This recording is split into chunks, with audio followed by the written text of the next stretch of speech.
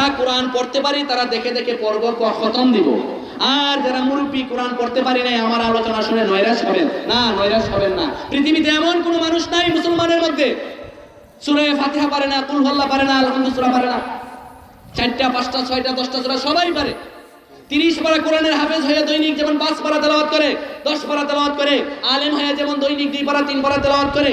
যারা আমরা আলেম না কিন্তু কোরআন পড়তে পারি, তারা যেমন 2 পারা 3 পারা তেলাওয়াত করে। আপনি কোরআন পড়তে পারেন না, কোনো অসুবিধা নেই। যে কয়টা সূরা পারেন 1 ঘন্টা সময় প্রতিদিন নির্ধারণ করে নেন। প্রতিদিন 1 ঘন্টা আমি যে কয়টা সূরা পারি সেই সূরাগুলোই বারবার পড়তে থাকবো। তাহলেই তেলাওয়াতুল কোরআন যে 2 নম্বর হক আছে সেই হকটা আদায় হয়ে যাবে। যারা মুরব্বী আমরা কোরআন পড়তে পারি না কিন্তু কয়েকটা সূরা জানি, সেই সূরাগুলোকে বারবার পড়বো আর আরো সূরা শেখার জন্য চেষ্টায় থাকবো। সেটা আমি 3 নম্বর পর্যায়ে বলছি। এটা তেলাওয়াতুল কোরআন। শুধু তাই না, তেলাওয়াতুল কোরআনের তো অনেক লাভ, মুসলমান হিসেবে তো শিখবই, সাথে সাথে আখিরাতেরও অনেক লাভ আছে। কালকে আমাদের ময়দানে এমন পরিস্থিতির সম্মুখীন হতে হবে আপনাকে আমাকে, একটা নেকির জন্য জান্নাতে যাওয়ার পথ বন্ধ হয়ে যাবে। বলা হবে যাও তোমার কোনো নিকট আত্মীয় নিকটবর্তী বন্ধু আছে কিনা, তার কাছ থেকে একটা নেকি নিয়ে আসো, জান্নাতে দিয়ে দেওয়া হবে। ওই লোক তার বাবার কাছে চলে যাবে, বাবা তার সন্তানকে অস্বীকার করবে। বাবা যাবে সন্তানের কাছে, সন্তান তার বাবাকে অস্বীকার করবে। ছেলে তার ভাইয়ের কাছে যাবে, মা তাকে অস্বীকার করবে। মা তার ছেলের কাছে যাবে, ছেলে অস্বীকার করবে।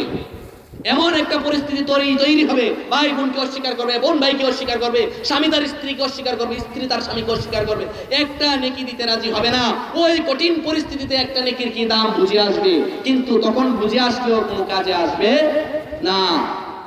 আল্লাহর রাসূল, আপনার রাসূল, আমার রাসূল বিশ্বনবী মুহাম্মদুর রাসূলুল্লাহ 1400 বছর আগে বলেছেন যে কোরআনে কারীমের তেলাওয়াত বেশি বেশি করবে, 2 নম্বর হক আদায় করবে, প্রতিটা হরফে তাকে 10টা করে নেকি দেওয়া হবে।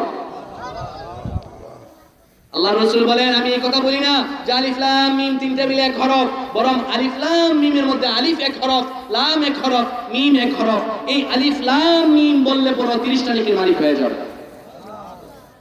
তখন একটা নেকির জন্য যেখানে মা তার সন্তান অস্বীকার করে ফেলবে, একে একে আত্মীয় দূরে চলে যাবে। আর এখন দুনিয়াতে থেকে একটা অক্ষর তেলাওয়াত করলে 10 নেকি পাই। আমরা বেশি বেশি তেলাওয়াত করবো তো ইনশাআল্লাহ, নিজেরা তেলাওয়াত করবো, নিজেদের সন্তানদেরকে কোরআন শিখাইবো ইনশাআল্লাহ, ঠিক আছে তো? 1 নম্বর হক কোরআনের উপর ঈমান আনা। 2 নম্বর হক কোরআনে কারীম বেশি বেশি তেলাওয়াত করা। কোরআনে কারীমের 3 নম্বর হক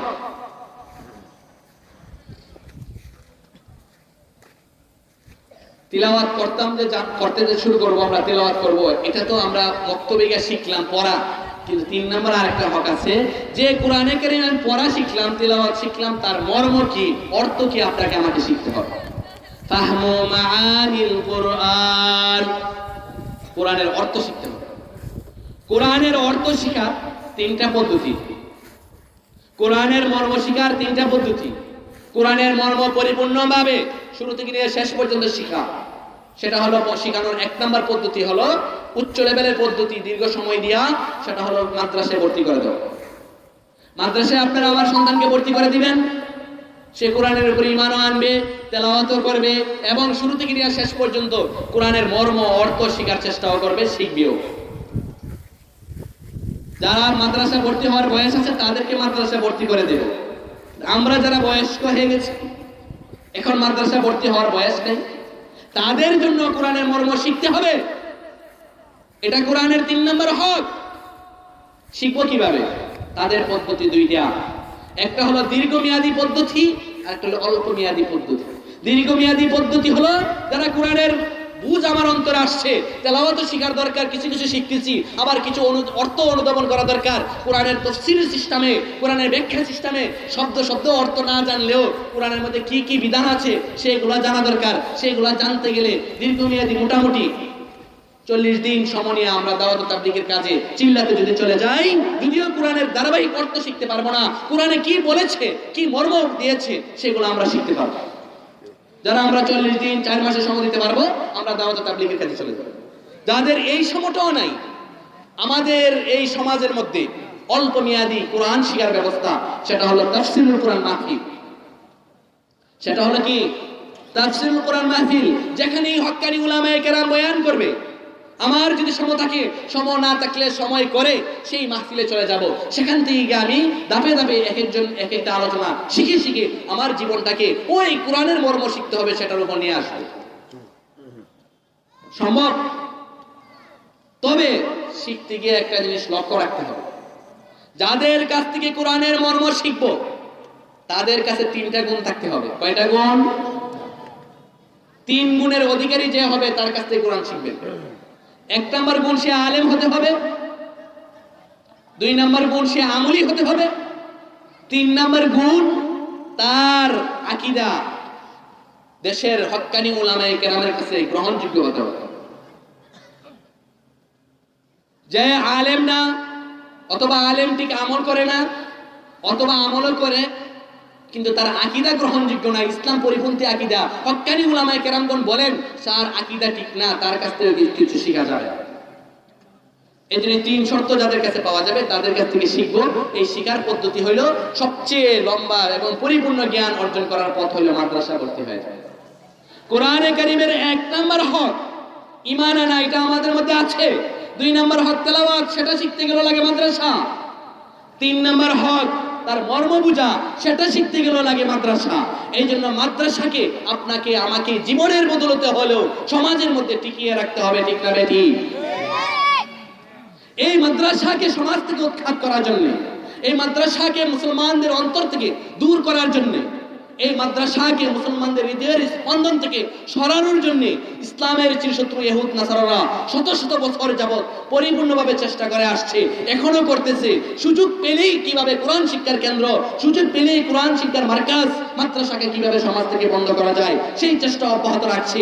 আমরা যতদিন বেঁচে থাকি, আমরা যতদিন সমাজে থাকবো, আমাদের সন্তানরা যতদিন থাকবে, তাদেরকে আমরা ওসিয়ত করে যাব, বাবা যতদিন পৃথিবীতে থাকবে তোমার মাধ্যমে যাতে কওমি মাদ্রাসা রক্ষা হওয়ার শেষ চেষ্টাটুকু অব্যাহত থাকে। ঠিক না বেঠি? আমাদের জীবন চলে গেল কোরআনের শিক্ষা কেন্দ্র, আমাদের জীবন চলে গেল কোরআনের শিক্ষা কেন্দ্র মাদ্রাসাকে, কোরআনের শিক্ষা কেন্দ্র তাফসীর কোরআন মাহফিলকে, কোরআনের শিক্ষা কেন্দ্র দাওয়াত ও তাবলীগকে টিকিয়ে রাখার জন্য আমরা জান প্রাণ দিয়ে চেষ্টা করব ইনশাআল্লাহ। রাজি আছি তো ইনশাআল্লাহ? এই জন্য আপনাকে আমাকে কোরআনের শিক্ষা কেন্দ্র ঠিক রাখতে হবে। কোরআনে কারীমের 3 নম্বর হক ফাহমু মাআনিল কুরআন। কোরআনে কারীমের মধ্যে আল্লাহ তাআলা যা কিছু বলেছে সবগুলোর মর্ম শিখা, এটা আলেম না হলে শিখা সম্ভব না। পুরা কোরআনের মর্ম শিখতে গেলে মাদ্রাসায় ভর্তি হয়ে আলেম হতে হবে, ভালো আলেম হতে হবে। কিন্তু যেহেতু এটা 3 নম্বর হক আপনার উপরে আছে, আপনি আলেম হন নাই, তাহলে কি করবেন? আপনাকে শিখতে হবে।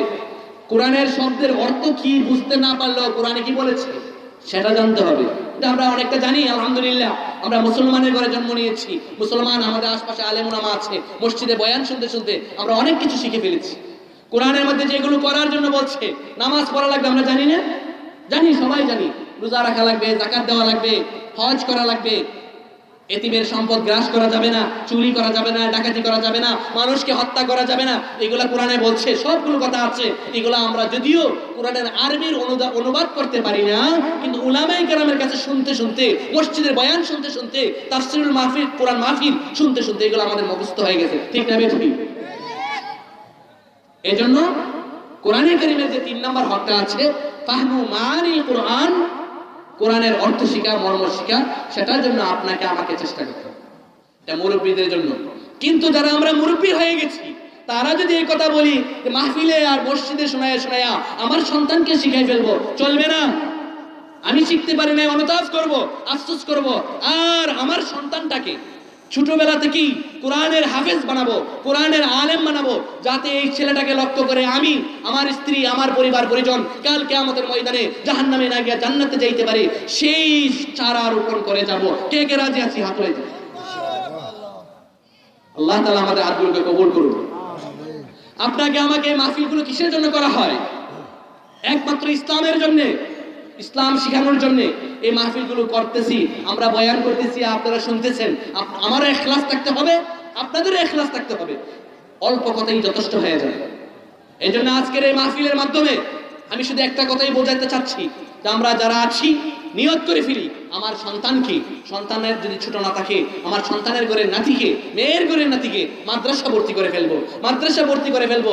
কারণ খুব দুর্দিন চলে আসছে, এখন সারা বিশ্বের মানুষ ইসলাম বিদ্বেষীরা ইসলামকে কিভাবে সমাজ থেকে দূর করা যায়, কিভাবে মুসলমানদের শেষ চিহ্ন কোরআনের প্রতিষ্ঠানকে দূর করা যায়, তারা যার পর্যায়ে চেষ্টা করে যাচ্ছে।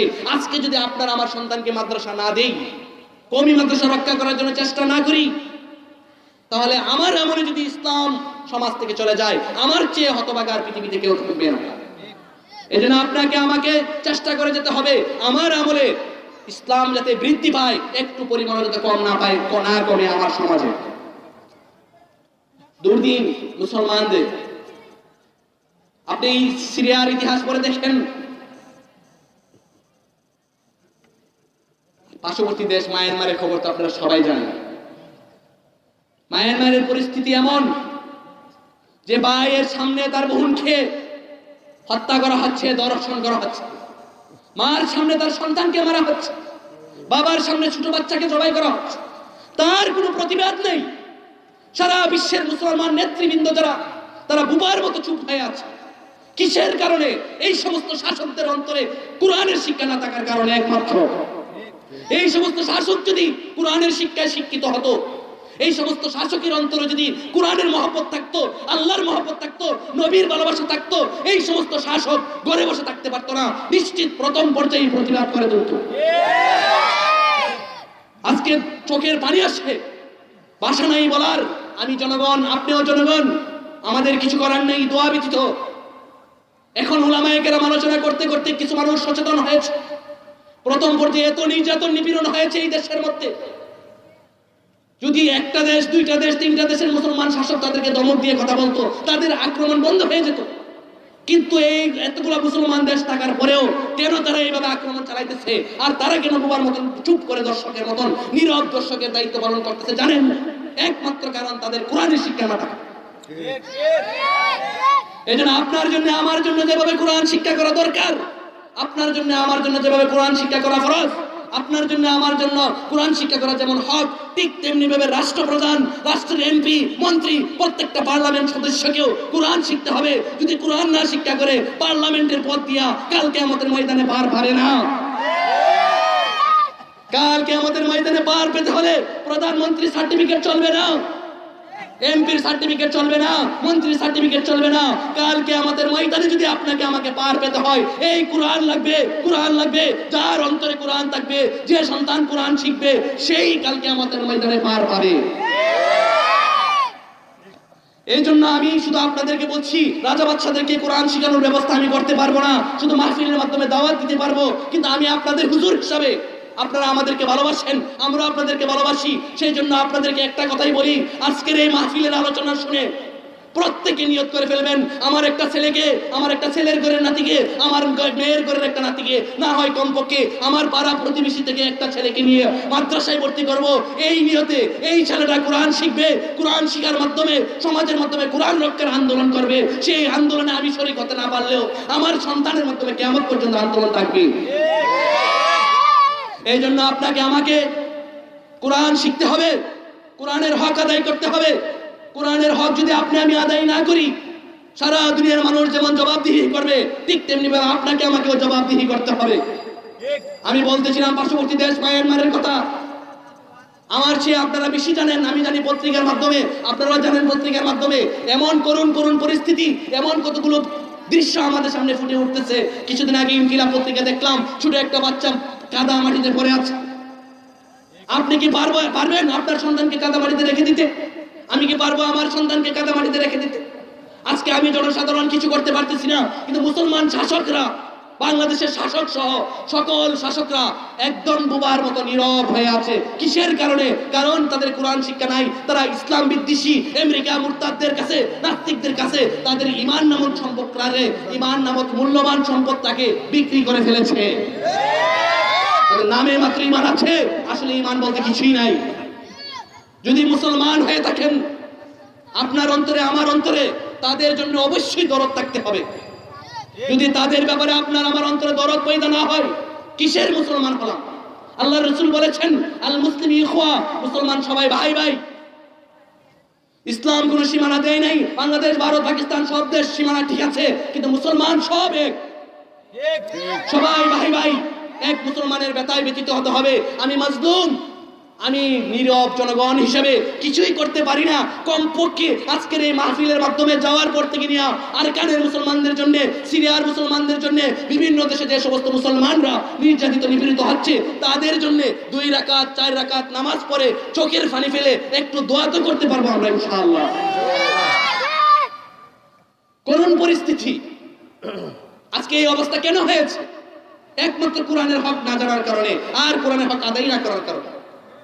তারা কোরআনের হক জানেই না, আর কোরআনের হক যারা আদায় করে, যারা কোরআন শিক্ষার ব্যবস্থা করে, যারা নিজে খেয়ে না খেয়ে, বেতন পেয়ে না পেয়ে, জাগিরে কষ্ট করে, জাগিরদারও নিজে না খেয়া, একবেলা খায়া আরেক বেলা নিজের বাচ্চাকে যতটুকু খাওয়ায় এতটুকু পরিমাণ ছাত্রকে খাওয়ায়, কিসের জন্য? কোরআনকে রক্ষা করার জন্য। এইভাবে যারা মেহনত করতেছে তাদের মেহনতে আবার বাধা দিতে আসে। নিজে কোরআনের হক জানে না, কোরআনের হক আদায় করে না। আবার যারা কোরআনের হক আদায় করে, যারা কোরআনের জন্য নিবেদিত প্রাণ, যারা কোরআন রক্ষা করার জন্য সংগ্রাম করে যাচ্ছে, নিজের ছেলেকে দিয়ে, নিজের মেয়েকে দিয়ে, একটা মাদ্রাসা ছাত্রকে জাগির রেখে তাদেরকে বিভিন্ন সিস্টেমে এই মহব্বত থেকে সরানোর জন্য চক্রান্ত করে যাচ্ছে। এই জন্য আপনাকে আমাকে পরিপূর্ণভাবে সজাগ দৃষ্টি রাখতে হবে। কোন ক্রমেই যাতে আপনাদেরকে আপনাদের থেকে বিচ্ছিন্ন করতে না পারে কোন ইসলাম বিদ্বেষী ষড়যন্ত্র, ইসলাম পরিপন্থী ষড়যন্ত্র, কোরআন বিদ্বেষী ষড়যন্ত্র, কওমি উলামায়ে কেরামকে, আল্লাহর উলামায়ে কেরামকে জনগণের মন থেকে সরানোর জন্য যত চক্রান্ত করে, সকল চক্রান্তকে ডিঙ্গিয়ে আমরা আলেম উলামার পিছনে লেগে থাকবো, আমরা আলেম উলামার পিছনে লেগে থাকবো। এই লেগে থাকতে থাকতে আলেম উলামার সাথে একদিন জাহান্নাম থেকে পার হয়ে জান্নাতে চলে যাবো ইনশাআল্লাহ। এই জন্য বলতেছিলাম কোরআনে কারিমের 3 নম্বর হক ফাহমু মাআনিল কোরআন। কোরআনের মর্ম শিখতে হবে, কোরআনের অর্থ শিখতে হবে। যদিও আমি একটু বলে ফেলেছি যে আপনাদেরকে কোরআনের মর্ম যারা বয়স্ক হয়ে গেছেন তাদের জন্য বলছি যে কোরআনে কি বলেছে, নামাজ রোজা পড়ার কথা, এগুলো শিখে নেবেন, সময় কম সেই হিসাবে। কিন্তু যুবক বাচ্চাদের জন্য, ছোটদের জন্য এই শিক্ষা গ্রহণ করলে চলবে না। পরিপূর্ণভাবে কোরআন পড়ে, আরবি পড়ে, কোরআনের মর্ম শিখে তারপরে কোরআন শিখতে হবে। কোরআনে কারিমের 3 নম্বর হক ফাহমু মাআনিল কোরআন। 1 নম্বর হক কি বলেছিলাম মনে আছে? আল ঈমানু বিল কোরআন। কোরআনের শুরু থেকে নিয়ে শেষ পর্যন্ত সবগুলোকে আপনাকে আমাকে বিশ্বাস করতে হবে। কোরআন সব বিশ্বাস করলাম, কিন্তু একটা কথা মানলাম না, 2টা কথা মানলাম না, ঈমান থাকবে না, সব মানতে হবে। 2 নম্বর হক বলেছিলাম তেলাওয়াতুল কোরআন। কোরআনে কারীম বেশি বেশি তেলাওয়াত করতে হবে, নিজে তেলাওয়াত করতে হবে, নিজের সন্তানকে তেলাওয়াতের ব্যবস্থা করে দিতে হবে, পড়াইতে হবে, মাদ্রাসায় ভর্তি করতে হবে। 3 নম্বর হক বললাম ফাহমু মাআনিল কোরআন। কোরআনের মর্ম শিখতে হবে। কোরআনে কারীমের মধ্যে শব্দগুলো যেগুলোতে কি বলেছে সেগুলো শিখতে হবে। যারা আমরা শিখতে পারি নাই আফসোস করতে হবে, অনুতপ্ত হতে হবে যে কারণে আমি শিখতে পারি নাই, কিন্তু বাকি জীবনটা কাটাইতে হবে হক্কানি উলামায়ে কেরামের পরামর্শ নিয়ে। উলামায়ে কেরামের সাথে সম্পর্ক রেখে, উলামায়ে কেরামের ভালোবাসা নিয়ে, উলামায়ে কেরামদেরকে মহব্বত করে, তাদেরকে প্রত্যেকটা কথা জিজ্ঞাসা করে করে আপনার আমার জীবনকে কাটাইতে হবে। ফাসআলু আহলা যিকরি ইন কুনতুম লা তা'লামুন। হে না জানেন না লোকেরা, তোমরা যদি না জানো, যারা জানে তাদেরকে জিজ্ঞাসা করো। আপনার জন্য জিজ্ঞাসা করা ফরজ, আর যাদেরকে জিজ্ঞাসা করবেন তাদের দায়িত্ব আপনার জিজ্ঞাসার জবাব দেওয়া। জিজ্ঞাসার জবাব দিতে গেলে আর জিজ্ঞাসা করতে গেলে উলামায়ে কেরামের সাথে আপনার আমার জনসাধারণের সম্পর্ক থাকতে হবে। এই জন্য যারা আমরা আলেম হতে পারি নাই, সময় চলে গেছে, বয়স হয়ে গেছে, এখন আমরা বঞ্চিত হব না। আমরা কি করব? উলামায়ে কেরামকে ভালোবাসবো। প্রত্যেকের জীবনে 1-2 আলেমের সাথে এমন সম্পর্ক কায়েম করব, সুখে দুঃখে বিপদে আপদে সব সময় যাতে উলামায়ে কেরামের মহব্বত নিয়ে চলতে পারি। যদি উলামায়ে কেরামের সাথে সম্পর্ক হয়ে যায়, মহব্বত হয়ে যায়, ইসলামের শত্রুরা যদি এই দেশে ঢুকে পড়ে ইসলামকে ধ্বংস করার জন্য, ইসলামের ক্ষতি করার জন্য, উলামায়ে কেরাম যখন বলবে ইসলাম রক্ষার আন্দোলনের জন্য ঝাঁপিয়ে পড়ার জন্য, তখন নিবেদিত প্রাণ হয়ে সকল মুসলমান উলামায়ে কেরামের ডাকে সাড়া দিয়া ইসলাম রক্ষা করার জন্য জীবন পর্যন্ত দিতে প্রস্তুত হয়ে যাবে।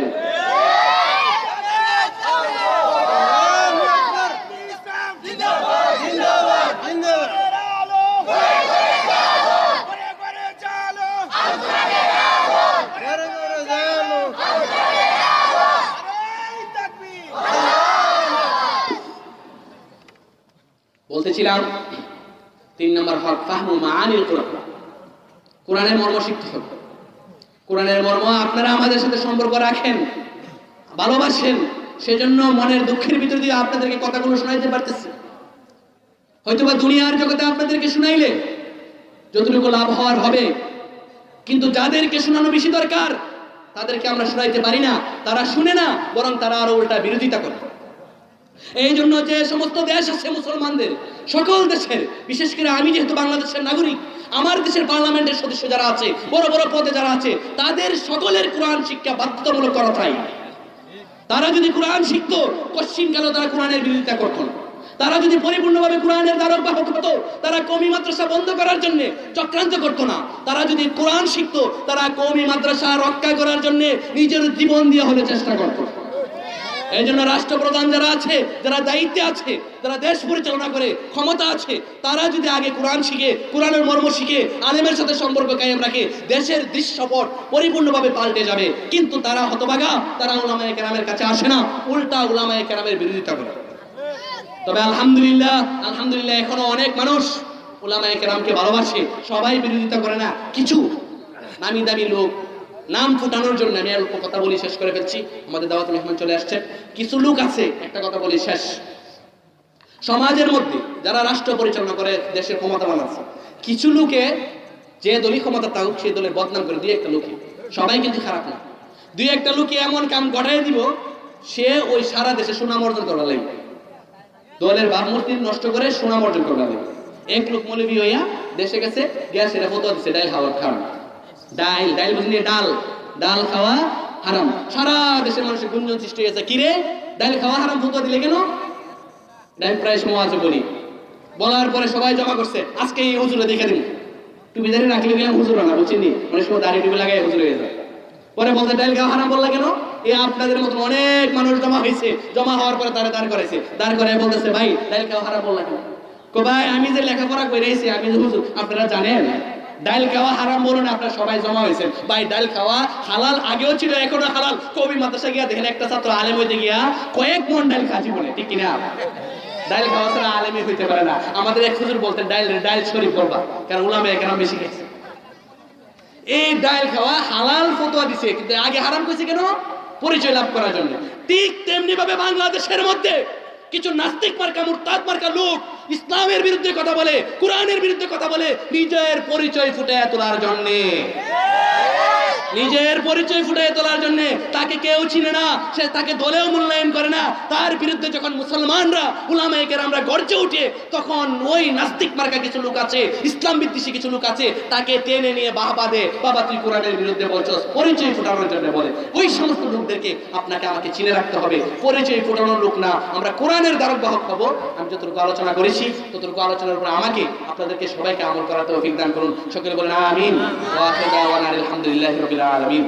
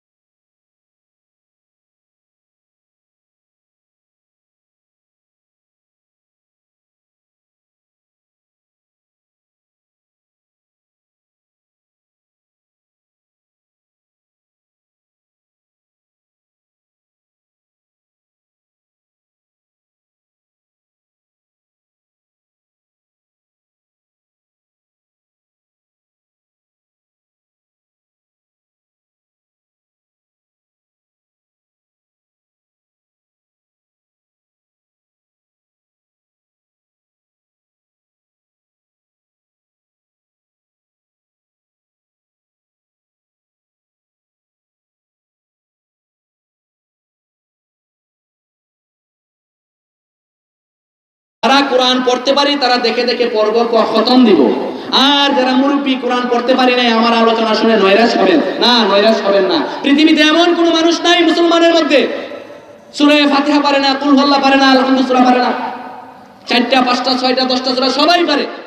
30 পারা কোরআনের হাফেজ হয়ে দৈনিক যেমন 5 পারা তেলাওয়াত করে, 10 পারা তেলাওয়াত করে, আলেম হয়ে যেমন দৈনিক 2 পারা 3 পারা তেলাওয়াত করে, যারা আমরা আলেম না কিন্তু কোরআন পড়তে পারি তারা যেমন 2 পারা 3 পারা তেলাওয়াত করে, আপনি কোরআন পড়তে পারেন না, কোনো অসুবিধা নেই। যে কয়টা সূরা পারেন 1 ঘন্টা সময় প্রতিদিন নির্ধারণ করে নেন, প্রতিদিন 1 ঘন্টা আমি যে কয়টা সূরা পারি সেই সূরাগুলোই বারবার পড়তে থাকবো, তাহলেই তেলাওয়াতুল কোরআন যে 2 নাম্বার হক আছে সেই হকটা আদায় হয়ে যাবে। যারা মুরব্বী আমরা কোরআন পড়তে পারি না কিন্তু কয়েকটা সূরা জানি, সেই সূরাগুলোকে বারবার পড়বো আর আরো সূরা শেখার জন্য চেষ্টায় থাকবো, সেটা আমি 3 নম্বর পর্যায়ে বলছি। এই যে তেলাওয়াতুল কোরআন, শুধু তাই না, তেলাওয়াতুল কোরআনের তো অনেক লাভ, মুসলমান হিসেবে তো শিখবই, সাথে সাথে আখিরাতেরও অনেক লাভ আছে। কালকে আমাদের ময়দানে এমন পরিস্থিতির সম্মুখীন হতে হবে আপনাকে আমাকে, একটা নেকির জন্য জান্নাতে যাওয়ার পথ বন্ধ হয়ে যাবে। বলা হবে যাও তোমার কোনো নিকট আত্মীয় নিকটবর্তী বন্ধু আছে কিনা, তার কাছ থেকে একটা নেকি নিয়ে আসো, জান্নাতে দিয়ে দেওয়া হবে। ওই লোক তার বাবার কাছে চলে যাবে, বাবা তার সন্তানকে অস্বীকার করবে, বাবা যাবে সন্তানের কাছে, সন্তান তার বাবাকে অস্বীকার করবে, ছেলে তার ভাইয়ের কাছে যাবে, মা তাকে অস্বীকার করবে, মা তার ছেলের কাছে যাবে, ছেলে অস্বীকার করবে। এমন একটা পরিস্থিতি তৈরি হবে, ভাই বোনকে অস্বীকার করবে, বোন ভাইকে অস্বীকার করবে, স্বামী তার স্ত্রীকে অস্বীকার করবে, স্ত্রী তার স্বামীকে অস্বীকার করবে, একটা নেকি দিতে রাজি হবে না। ওই কঠিন পরিস্থিতিতে একটা নেকির কি দাম বুঝে আসবে, কিন্তু তখন বুঝে আসলেও কোনো কাজে আসবে না। আল্লাহর রাসূল, আপনার রাসূল, আমার রাসূল বিশ্বনবী মুহাম্মদুর রাসূলুল্লাহ 1400 বছর আগে বলেছেন যে কোরআনে কারীমের তেলাওয়াত বেশি বেশি করবে, 2 নম্বর হক আদায় করবে, প্রতিটা হরফে তাকে 10টা করে নেকি দেওয়া হবে। আল্লাহর রাসূল বলেন, আমি এই কথা বলি না যে আলিফ লাম মিম 3টা মিলে 1 হরফ, বরং আলিফ লাম মিমের মধ্যে আলিফ 1 হরফ, লাম 1 হরফ, মিম 1 হরফ, এই আলিফ লাম মিম বললে পুরো 30টা নেকির মালিক হয়ে যাবে। তখন একটা নেকির জন্য যেখানে মা তার সন্তান অস্বীকার করে ফেলবে, একে একে আত্মীয় দূরে চলে যাবে। আর এখন দুনিয়াতে থেকে একটা অক্ষর তেলাওয়াত করলে 10 নেকি পাই। আমরা বেশি বেশি তেলাওয়াত করব তো ইনশাআল্লাহ, নিজেরা তেলাওয়াত করব, নিজেদের সন্তানদেরকে কোরআন শিখাইবো ইনশাআল্লাহ, ঠিক আছে তো? 1 নম্বর হক কোরআনের উপর ঈমান আনা, 2 নম্বর হক কোরআনে কারীম বেশি বেশি তেলাওয়াত করা, কোরআনে কারীমের 3 নম্বর হক